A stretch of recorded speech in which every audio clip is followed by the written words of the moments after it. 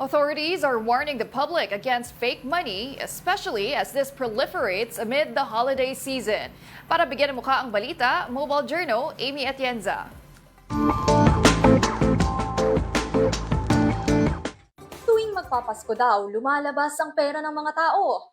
Pero kasabay niyan ang paglabasan ng mga nananamantala na nagkakalat ng peking pera. Ito raw ang 500 pisong papel na natanggap ng isang customer bilang sukle nang may bilhin siya sa isang kainan. Pero nang ibabayad niya na ito sa isa pang fast food, dito niya na lamang peke pala ito. Sa huli, pinalitan daw na nagsukli sa kanya ang pekeng 500 peso bill. Ang ganitong sitwasyon naranasan din ng professor na si Victor Torres. Pero ang fake money nanggaling pa raw sa winidro niya sa bangko.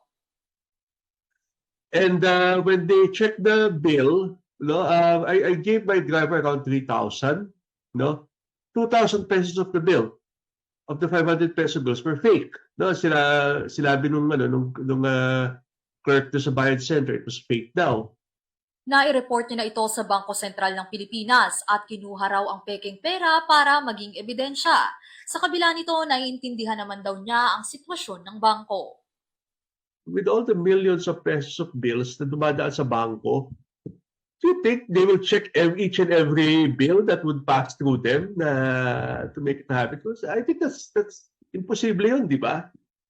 Bukod sa fake money, lagana pa rin ang mga nagkakalat ng links sa text messages na irerekta ka sa mga phishing websites para iligal na makuha ang inyong personal na impormasyon.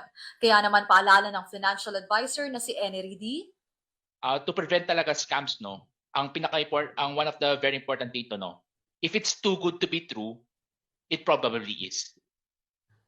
Cash in hand o cash on bank man yan, mahalaga pa rin na maging mapagmasid at alerto. Ugaliing i-double check ang mga pera, link o text message na natatanggap para maiwasan ang mga nambubudol.